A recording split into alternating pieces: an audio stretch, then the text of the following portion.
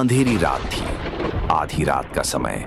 आसमान पर काले बादल छाए हुए थे और हल्की हल्की ठंडी हवा बह रही थी। एक पुरानी टूटी फूटी सड़क थी जो एक घने जंगल से होकर जाती थी। इस रास्ते पर लोग दिन में भी जाने से कतराते थे और रात में तो बिल्कुल नहीं। कहा जाता था कि इस जगह पर कई हादसे हुए थे और जो यहाँ मरे उनकी आत्माएं अब भी भटकती थीं। आज इसी सुनसान रास्ते पर राहुल अपनी बाइक लेकर जा रहा था। उसके दोस्त की शादी थी, लेकिन रास्ता छोटा करने के चक्कर में उसने इस पुराने शॉर्टकट का चुनाव कर लिया। बाइक की हेडलाइट आगे का रास्ता मुश्किल से दिखा रही थी और दूर तक सिर्फ पेड़ों की काली परछाइयां दिख रही थीं। चलते चलते राहुल को लगा कि कहीं से पानी गिरने की टप टप आवाज आ रही है। अजीब है, यहां तो कोई नल भी नहीं, ना ही कोई घर, उसने सोचा।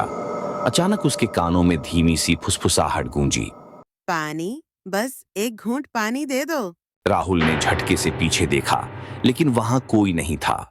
उसने इसे अपना वहम समझकर बाइक आगे बढ़ा दी। थोड़ी दूर आगे सड़क के किनारे एक औरत खड़ी थी। वह सफेद साड़ी में थी। उसके लंबे खुले बाल चेहरे को ढक रहे थे। उसने हाथ उठाकर राहुल को रुकने का इशारा किया।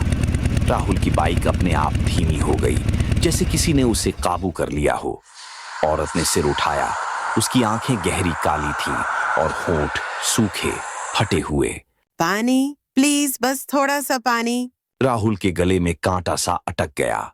उसने धीरे धीरे अपना पानी की बोतल बैग से निकाली और उसकी ओर बढ़ाई। औरत ने बोतल पकड़ते ही पूरी एक ही सांस में खाली कर दी, लेकिन उसके होंठों के किनारे से पानी लाल रंग में बहने लगा। वह पानी नहीं, खून जैसा लग रहा था। राहुल डर के मारे बाइक स्टार्ट कर भागने लगा, लेकिन पीछे से वही औरत हंसने लगी। धन्यवाद, अब तेरी प्यास मैं बुझाऊंगी। उसकी हंसी जंगल में गूंजने लगी। राहुल ने पीछे देखा। वह औरत दौड़ती हुई नहीं, बल्कि हवा में तैरती हुई उसकी ओर बढ़ रही थी और उसकी आंखें अब पूरी तरह खून से लाल थीं। आगे रास्ते में राहुल को एक पुराना टूटा हुआ कुआं दिखा। कहा जाता था कि इस कुएं में सालों पहले एक औरत की लाश मिली थी, जिसे उसके पति ने प्यासा मार दिया था। राहुल को लगा कि शायद वही औरत है। उसने जल्दी से अपने बैग में रखा पवित्र गंगा जल बाहर निकाला, जो उसकी दादी ने यात्रा से पहले दिया था, और कुएं में डाल दिया। अचानक जोर की हवा चली और वह औरत कुएं के ऊपर मंडराने लगी। उसकी चीख ने पूरा जंगल हिला दिया। कुछ ही पलों में वह धुंध में बदलकर कुएं में समा गई। राहुल ने चैन की सांस ली और तेजी से वहां से निकल गया।